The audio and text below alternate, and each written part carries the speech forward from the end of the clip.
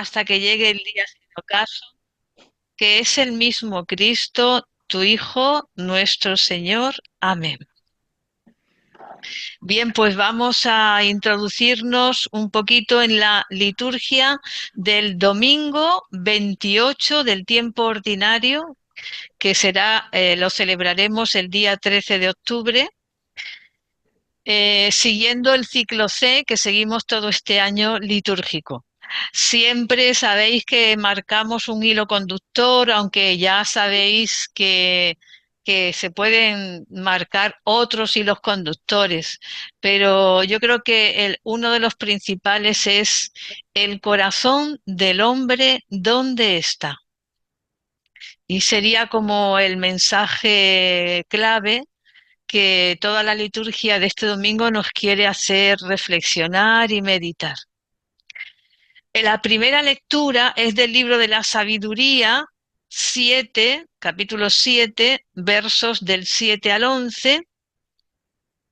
Y recordamos que este libro de la sabiduría fue escrito en los primeros años del reinado de Augusto, en torno al año 30 antes de Cristo.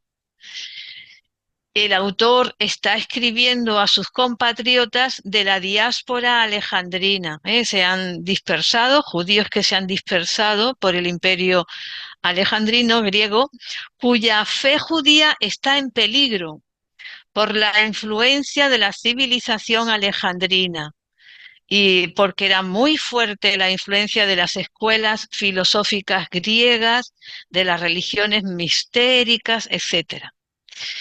El autor es, por tanto, un sabio de Israel que se nutre de las escrituras santas para exhortar a la búsqueda de la verdadera sabiduría, que lo muestra como un camino para llegar a Dios.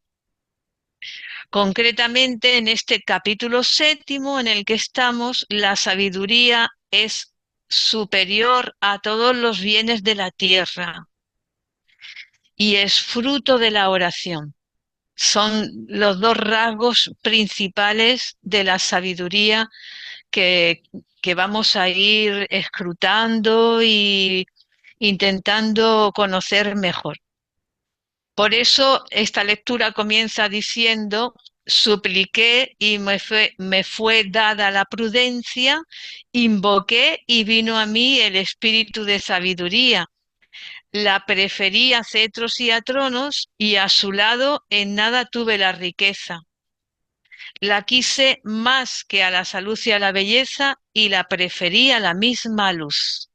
Son expresiones bellísimas y muy claras. Aquí aparece el corazón del autor, que está centrado completamente en Dios y en los dones que de Dios viene. Y aparece como totalmente despegado de todos los tesoros de este mundo, del poder, de las riquezas en cuanto a acumular, de la salud, de la belleza. Por eso dice: la prefería a los cetros y a los tronos. Tiene la sabiduría en una primacía total en su vida. Por encima de todo esto, el autor tiene un tesoro mayor, por encima de la salud, por encima de las riquezas y de la belleza, que es el espíritu de sabiduría.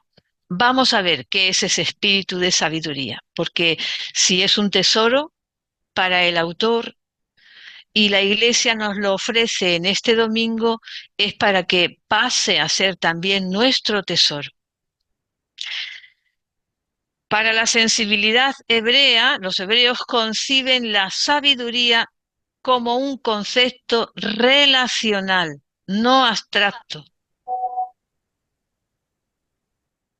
La palabra Hofman está escrita con H y en K de kilo. Hofman, o sabiduría, en Israel se basa en la relación para con Dios, una relación de alianza que se expresó en la ley dada en el Sinaí. Por tanto, ser sabio es seguir estos 10 caminos que Dios ha marcado.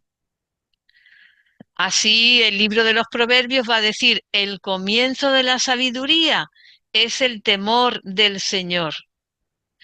En el capítulo 9, de Proverbios.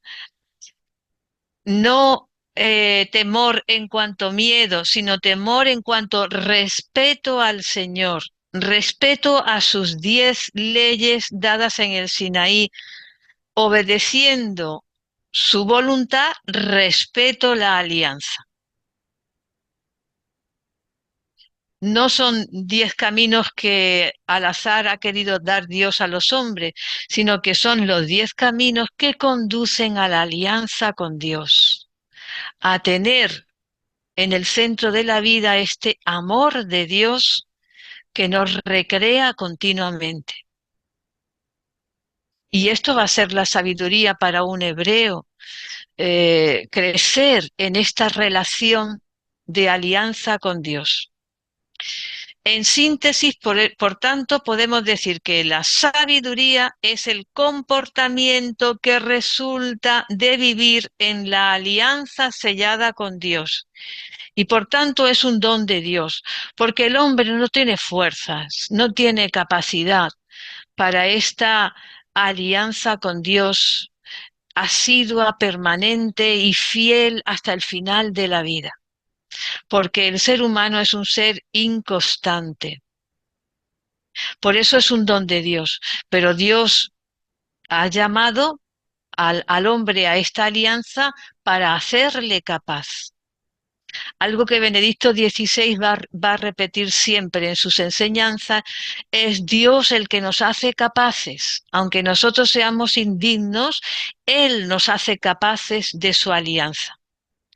Así es como Jesús, un niño hebreo de 12 años, dice San Lucas, que crecía en sabiduría y en gracia ante Dios y ante los hombres. Lucas 2:50. ¿Qué quiere decir que crecía en sabiduría? Iba viviendo la alianza que su pueblo tenía con Dios, creciendo en la vivencia de estos 10 mandamientos. Así pues, la sabiduría no es un conjunto de conocimientos. Con que quede esto claro en esta tarde es suficiente. Del mismo modo, la sabiduría es una conducta ante Dios. Del mismo modo que la necedad, es decir, la ausencia de la sabiduría, no es una falta de saber, una falta de conocimientos teóricos, sino que es un comportamiento equivocado. El necio es el que tiene un comportamiento equivocado, es decir, que su comportamiento no le conduce a tener la dicha y la felicidad. Por eso la cruz será necedad para los gentiles, pero para los llamados, dirá San Pablo, fuerza de Dios y sabiduría de Dios. Es decir, donde se manifiesta la alianza de amor de Dios con los hombres, la cruz. Y es esto lo que nosotros tenemos que ir descubriendo y a lo que nos invita la Iglesia en este domingo, a ir descubriendo esta sabiduría de Dios que es la cruz de Cristo. La sabiduría de la cruz es rechazada por el mundo porque para la mentalidad mundana lo que, lo que se busca es el éxito, son las seguridades, es el reconocimiento de los demás y la cruz destruye todo esto. La cruz es un fracaso, es una falta de seguridad absoluta porque es un total abandono de Cristo en las manos de los hombres, a lo que quieran hacer con él los hombres, y en las manos de Dios para que les levante de la muerte. Y es una total falta de reconocimiento por parte de los hombres. Por eso, llegado al final de esta lectura, sería bueno que nos preguntáramos, ¿dónde está mi corazón? ¿Dónde está mi corazón? Yo pido esta sabiduría, de la que me habla esta primera lectura. Yo quiero vivir esta alianza de Dios conmigo que me marca un camino, o yo prefiero ir marcando el camino yo y yo decirle a Dios lo que tiene que hacer conmigo y que los demás se enteren de qué es lo que tienen que hacer para que yo sea feliz. A esta primera lectura responderemos con el Salmo responsorial: sácianos de tu misericordia, Señor, y estaremos alegres, ¿eh? Esta es la antífona que repetiremos, pero comenzaremos diciendo en el Salmo, al cantar el texto, comenzaremos en el verso 12. Es el Salmo 89, verso 12 al 17. Enséñanos a calcular nuestros años para que adquiramos un corazón sensato. Aquí está. Aquí está el hilo conductor, ¿no? El corazón, un corazón sensato, sabio, lleno de espíritu de sabiduría, ¿no? Enséñanos, dirán otras traducciones, la medida exacta de nuestros días para que adquiramos un corazón sensato. Pues ese verbo adquiramos que utiliza el orante pertenece al lenguaje agrícola en el texto original. Significa cosechar o meter en el granero. Este adquiramos es cosechar, o sea que sabiendo contar los años de la vida, cosecharemos una mente lúcida, un corazón sensato, un corazón sabio. El corazón sabio va a ser la cosecha, la cosecha de toda nuestra vida. No hay otra riqueza. Tener un corazón sabio, es decir, lleno de la alianza con Dios. Y ojalá toda nuestra vida se vaya orientando hacia este corazón sensato y de verdad le digamos al Señor: enséñanos a calcular nuestros años. No perdamos el tiempo. Que podamos tener un corazón que discierne mejor de año en año, que distingue mejor los caminos del mal de los del bien, que no vivamos confundidos sin saber qué es lo bueno y qué es lo malo, que tengamos un corazón saciado de la misericordia de Dios, un corazón lleno de vida y de júbilo, un corazón que confía en la misericordia de Dios, etcétera, ¿eh?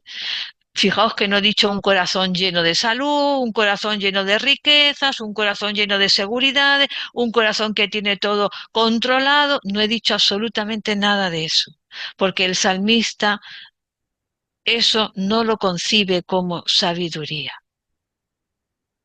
Por eso, ¿cómo está nuestro corazón? Se ha dejado instruir de año en año y ahora ya tengo tantísimos años que tengo un gran discernimiento para saber qué viene de Dios y qué no. Porque lo que le interesa al Señor, lo que Él mira, no es la fachada de tu vida, ni las apariencias. A Él lo que le interesa es la salud de tu corazón, entendiendo por corazón el hombre interior, el centro de tu ser, donde tomas las opciones, las decisiones, el corazón. Ese hombre interior que dice San Pablo que hay que cuidar, porque se va levantando de año en año cada vez más firme y más alto hacia Dios, a medida que el edificio externo se va desmoronando. Conforme van pasando los años, menos salud, menos belleza, menos fuerza, menos poder controlar todo. El edificio exterior se va desmoronando en beneficio del hombre interior, si tú te dejas instruir por la palabra. Y este domingo, en la segunda lectura, estamos completamente entroncados con este hilo conductor. No tenemos que pasar primero al Evangelio. ¿Veis? El hilo conductor del corazón del hombre viene desde la primera lectura, pasa por el Salmo responsorial y ahora entra en la segunda lectura y después termina entrando en el Evangelio. Esta segunda lectura es de la carta a los Hebreos, capítulo cuarto, versos 12-13. Es brevísima, pero muy enjundiosa. Dice: la palabra de Dios es viva y eficaz, más tajante que espada de doble filo. Nos presenta la palabra como una espada, no para matar, sino de doble filo, que es para separar, para penetrar hasta lo profundo del ser y separar el bien del mal, para enseñarnos a discernir.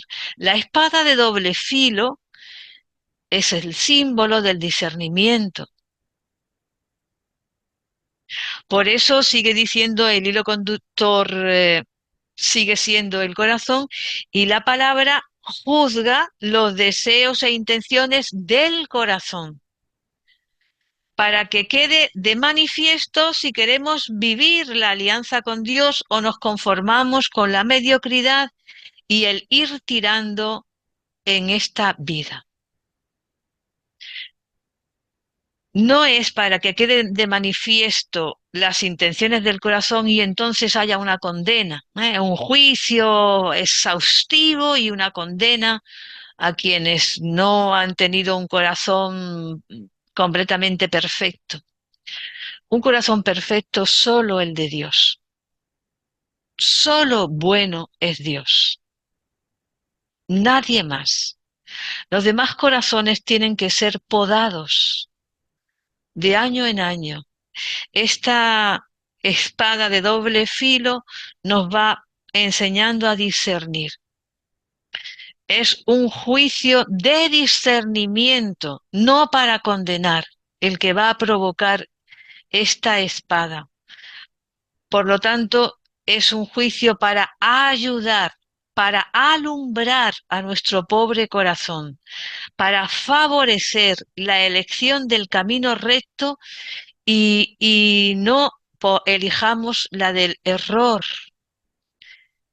la del el camino del pecado. Ya sabéis, como hemos dicho en otras clases, el pecado es lo que eh, provoca el error del objetivo para el que hemos sido creados. Hemos sido creados para ser felices, viviendo en armonía, en alianza con Dios, con los hermanos, con la naturaleza entera, con toda la creación. Y el pecado ha aparecido y ha errado ese objetivo. Ahora tenemos que hacer un camino de vuelta a a esa armonía primera.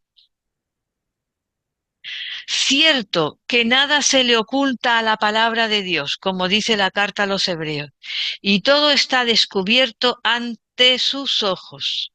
Todo está descubierto ante sus ojos. Decía un profesor mío, especialmente ante la palabra queda al descubierto el inmenso amor de Dios a cada uno de nosotros. Todo queda descubierto. Nuestra incapacidad, que es nuestra verdad, y el inmenso amor que Dios tiene. Casi siempre esta segunda parte se nos olvida. Va a quedar todo al descubierto, entonces pensamos que todos los trapos sucios saldrán a la luz. Todo queda al descubierto porque ante el amor de Dios no hay nada oculto. Todo está envuelto en su misericordia.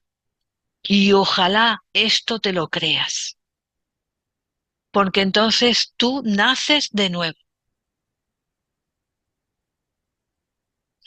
Este amor que queda al descubierto es el amor de un padre que espera paciente la vuelta de los hijos que se han alejado. Esto es lo que tiene que quedar al descubierto, porque nuestros pecados y los de nuestros hermanos lo han tapado. Este amor paciente que se nos oculta ante las dificultades de la vida y ante la lucha diaria, que se nos va borrando y queda al descubierto por la palabra de Dios, que es una luz potente. ¿Por qué tenemos que hacer la lección divina cada día? ¿Por qué escuchar la palabra de Dios cada día? Para que quede al descubierto este amor paciente y misericordioso, sin límites, sin límites. Este es el amor de Dios, que no lleva cuentas del mal, que no se irrita, que es benigno, que es educado. Este es el amor de Dios. Nadie tiene este amor. Estamos llamados a irnos configurando por la misericordia de Dios a este amor. Pero de natural no nos sale. Es un don, es una obra artesanal y lenta de Dios. Pero para dejar que Dios actúe y vaya haciendo esta obra, necesitas estar a la luz de la palabra y al remojo de ella. Por eso, con esta buena noticia, llegamos a la gran buena noticia del Evangelio, que este domingo es Marcos 10, del 17 al 30, que es justo el capítulo 10 que está justo antes del tercer anuncio de la pasión. Ya ha anunciado por 2 veces Jesús, va caminando hacia Jerusalén, de Galilea a Jerusalén, va instruyendo por el camino a sus discípulos, también los instruye de forma privada en la casa y llega un momento en que va anunciando su pasión por 2 veces y no le han comprendido, y justo antes de del tercer anuncio aparece un joven rico, dirá Mateo. Aquí en Marcos no dice más que aparece un hombre que se arrodilla ante Jesús y que le dice: Maestro bueno, ¿qué he de hacer para poseer la vida eterna? Esta manera de dirigirse a una persona no era habitual entre los judíos. Es análogo a decir maestro venerado, pero esta expresión, este lenguaje no era común en aquella época. Según el pensamiento judío, solo Dios es bueno.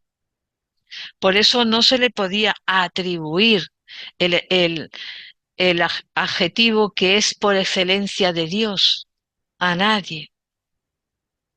Esta bondad de Dios quedó impresa en toda la creación. Por eso, al terminar la creación, vio Dios todo lo que había hecho y era muy bueno. Es este mismo adjetivo.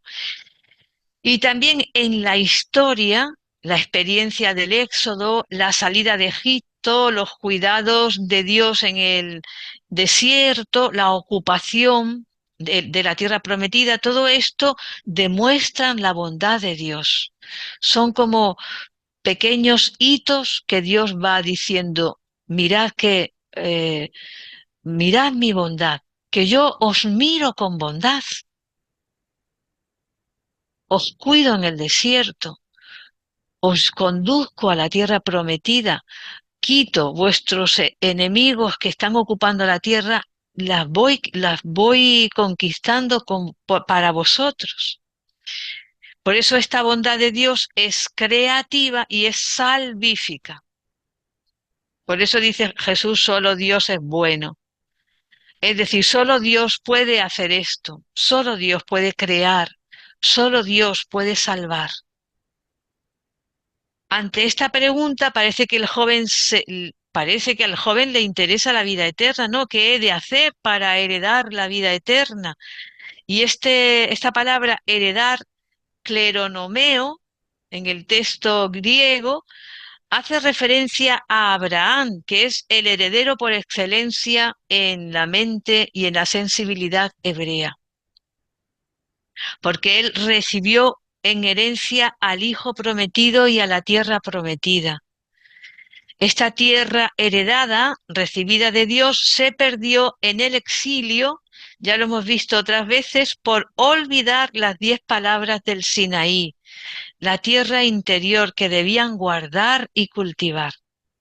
Por eso Jesús le recuerda los mandamientos a este hombre, que eran 10 caminos que conducen a la vida eterna y a la comunión con Dios. No matarás, no cometerás adulterio, no robarás, no darás falso testimonio, no estafarás, honra a tu padre y a tu madre, etcétera, ¿no? Y todo esto dice el joven que lo ha guardado desde su juventud, o sea, la palabra del texto griego, filaxo, significa hacer guardia. No es guardar como quien guarda una golosina en el bolsillo. Es custodiar, estar en vela, hacer una guardia para proteger y asegurar que no viene ningún enemigo a destruir. Velar la ley de Dios significa cumplirla en el lenguaje hebreo. El joven rico que se acerca a Jesús no se conoce. Se cree que es bueno, cumplidor de la ley, guardián de la ley de Dios, pero en realidad no está velando en su vida, aunque todo esto lo haya cumplido. No está en vela. Con suficiente aceite, le falta el aceite. ¿Qué aceite le falta? ¿Sabéis?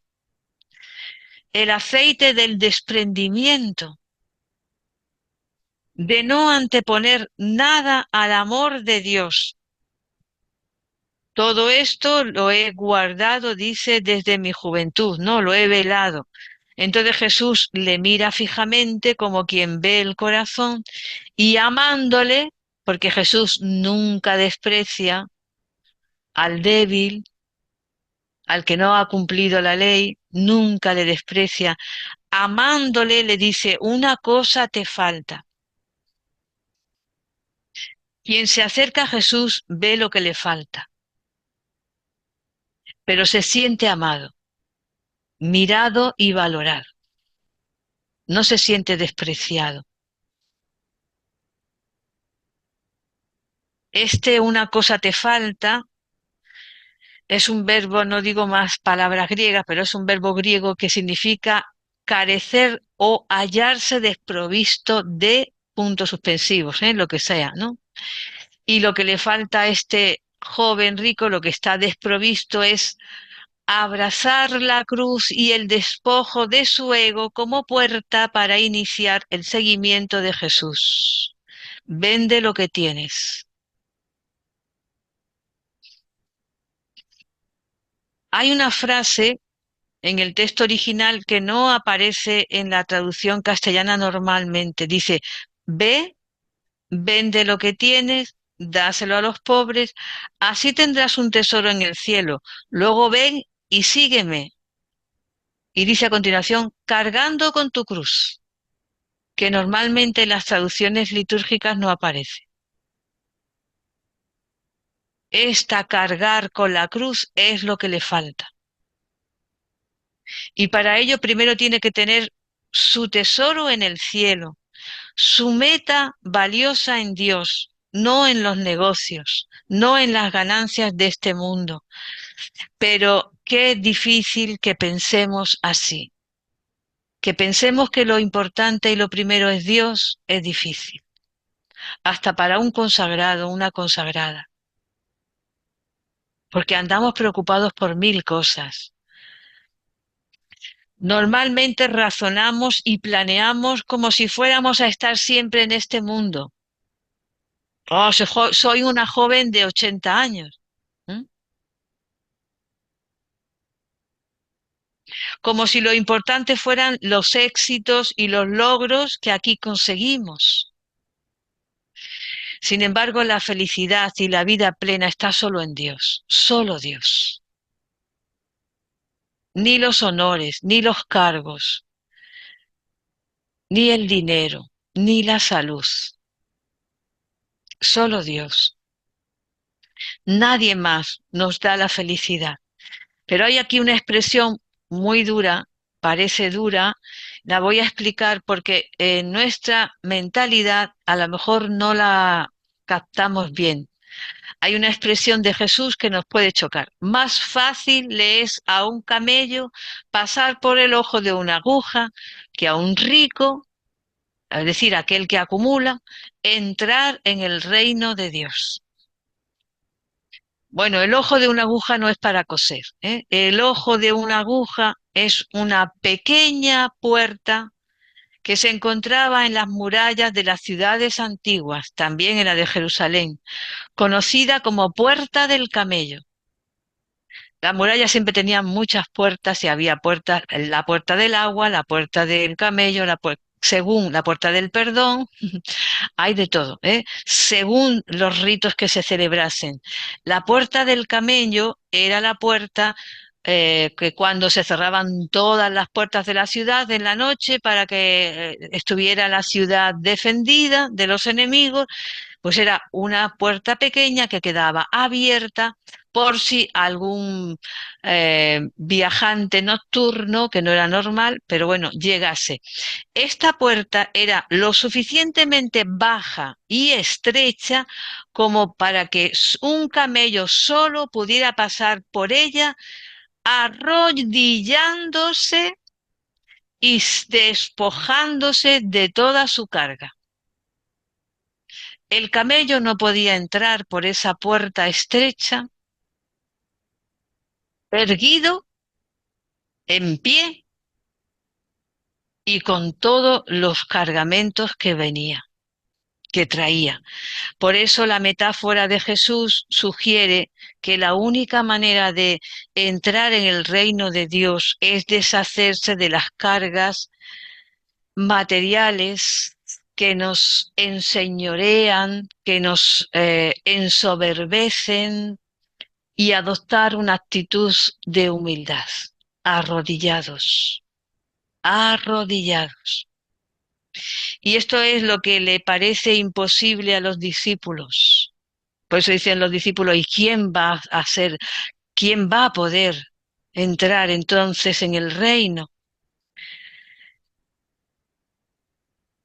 Y por eso Jesús les recuerda, nada es imposible para Dios. Es decir, que nosotros podamos entrar por la puerta estrecha, que nosotros vayamos soltando todos los apegos, que nosotros vayamos siendo humildes, es obra de Dios. Pero necesitamos dejarnos hacer. No es ni siquiera obra de nuestra buena voluntad, pero hemos de tener docilidad, dejarnos ir moldeando. Y finalmente, el Evangelio, con una enseñanza de Jesús, respondiendo a Pedro, dice, respondiendo a Pedro, va a dar Jesús una enseñanza. Pedro dice, hemos dejado todo, ¿qué nos va a tocar? Porque nosotros lo hemos dejado todo para seguirte. Y dice Jesús, el 100 por 1, y va haciendo toda una lista, ¿eh? Pero con persecuciones en este mundo y después la vida eterna. Es decir, un puesto en la mesa del reino donde los últimos son los primeros, los últimos, los que se han arrodillado, los que han soltado las cargas de sus apegos. Estos últimos son los que han dejado todo, de verdad. Este dejar es una palabra clave en el seguimiento de Jesús. Más que dejar en el texto griego, afiemí es soltar, dejar ir, permitir que se vaya. Por tanto, hace referencia a una atadura. Los que han dejado todo es los que todo lo que les ataba, todo lo que les esclavizaba, todas las cadenas,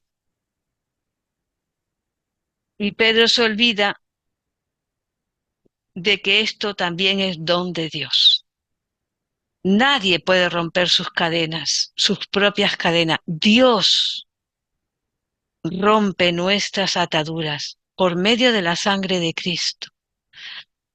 Los últimos, que serán los primeros, son los que se han dejado soltar por Cristo. Y a esto nos invita el Evangelio de este domingo, pero no quería terminar sin deciros una palabra de Benedicto XVI y una palabra de Francisco sobre este Evangelio tan importante para todos nosotros, para todos los bautizados, ¿eh? Benedicto XVI dice dos cosas importantes. Siempre que hay un encuentro con Jesús, mm, uno sale cambiado. Este hombre rico se encuentra con Jesús y cuando se va, aunque se va triste, se va con una palabra de Jesús, sale distinto. Esa palabra le podrá trabajar. Y Jesús no ve la equivocación de este hombre, todas sus ataduras. Dice Benedicto XVI, Jesús ve el gran deseo de vida eterna que este hombre tiene. Comprende Jesús su debilidad, sus ataduras, su apego, y por eso le da una palabra. Aunque esta palabra le pone triste, Jesús le da una palabra para orientar su vida. Y el Papa Francisco dirá, en esta escena aparecen tres miradas de Jesús distintas. Una primera mirada es una mirada con intensidad en el verso 21, cuando mira al joven y le dice, se le quedó mirando y dice el texto, y lo amó. Y entonces le dice, una cosa te falta. Es una mirada con intensidad que le transmite el amor de Dios. No hace un juicio sobre sus ataduras. Hay una segunda mirada que, dice Francisco, es una mirada pensativa de advertencia en el verso 23. Mirando alrededor, dijo a sus discípulos, qué difícil les será entrar en el reino de los cielos a los que tienen riquezas. Mirando alrededor. Es una mirada pensativa, de advertencia, es distinta a la mirada que le ha dirigido al joven que está atado a sus bienes. Y hay una tercera mirada, dice el Papa Francisco, que es una mirada de aliento. Cuando los discípulos le preguntan en el verso 26, entonces, ¿quién puede salvarse?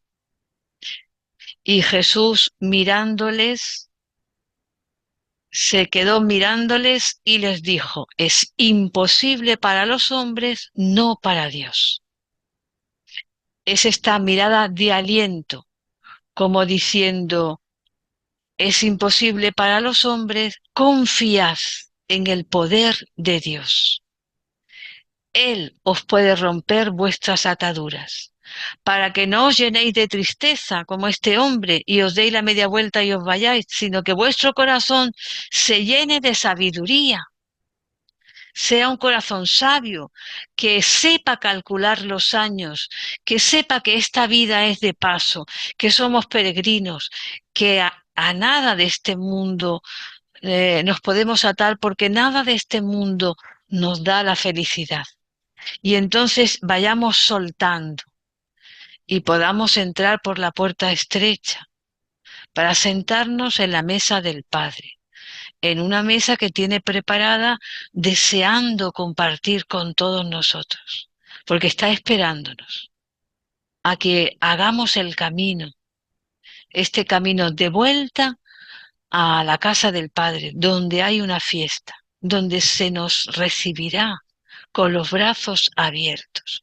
Entonces merece la pena ir soltando, ir dejando los apegos para entrar la voluntad de Dios, que a veces es estrecha, que nos cuesta, pero que nos ensancha el corazón. Es una puerta estrecha que ensancha el corazón de los hijos. Muy bien, pues hasta aquí la clase de hoy.